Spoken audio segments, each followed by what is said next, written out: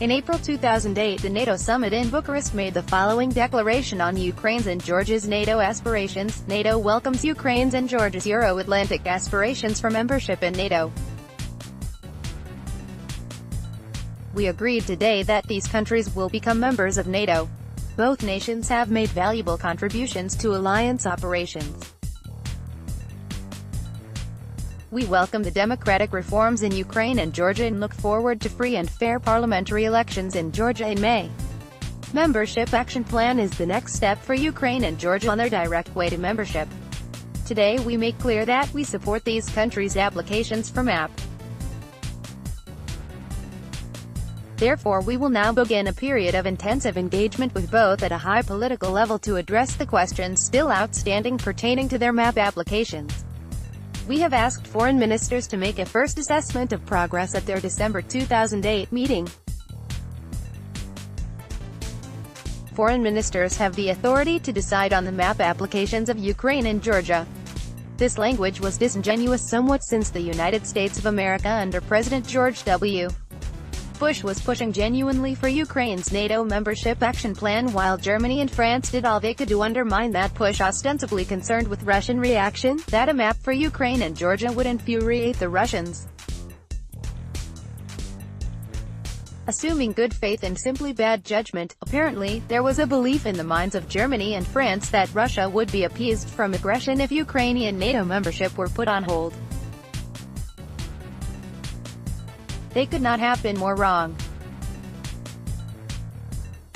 Since then, and only a few months thereafter, Russia invaded Georgia, then 6 years later invaded Ukraine, through a bogus referendum annexed a part of sovereign Ukrainian territory, then invaded another part of Ukraine, in due course murdered hundreds of Dutch and Australian civilians on board Malaysian Air 17, denied blame and accused Ukraine, proceeded to kill well over 10,000 Ukrainian military and civilians, forced the displacement of millions of This is a limited version of a long and disturbing chronology of Russian aggression, disregard for human life and the sovereignty of other nations, flouting international agreements and civilized behavior.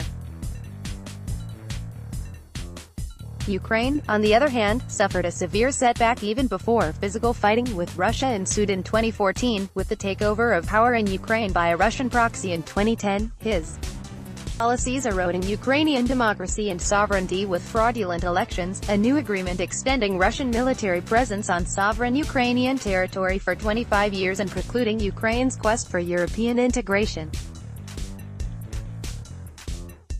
But the Ukrainian people managed to win that hybrid battle through a revolution manifesting their nation's dignity.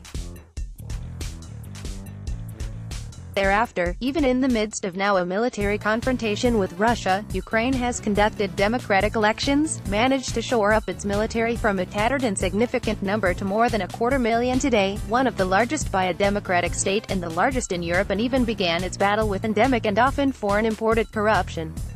If the Bucharest Declaration was a legitimate test for Ukraine and not merely rhetorical, Ukraine over the last 10 years has passed that test with very high grades. If Germany's and France's reluctance in Bucharest was a test for Russian appeasement, Russia has failed that test miserably. In fact, Russia has been fully exposed as the incorrigible enemy and pariah of a civilized world, to be contained only through deterrence.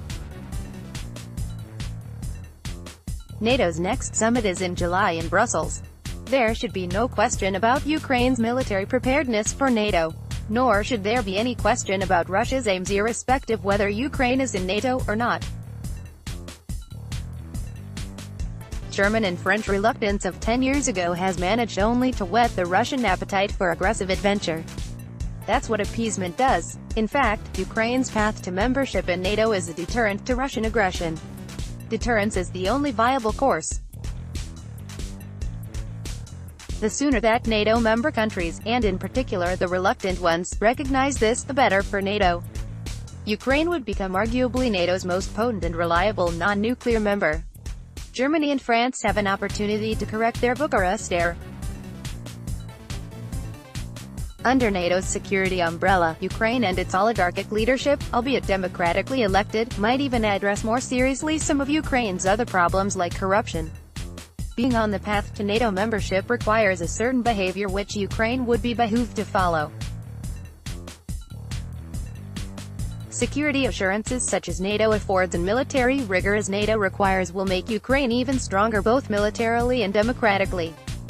That's clearly a win not only for Ukraine's citizens but its neighbors as well. A democratic and strong NATO member on Russia's border may be Russia's worst nightmare, but it's also the civilized world's greatest and thus far most elusive dream. The writer is an attorney at law based in New York and former president of the Ukrainian World Congress. Found a spelling error? Let us know, highlight it and press Ctrl Enter.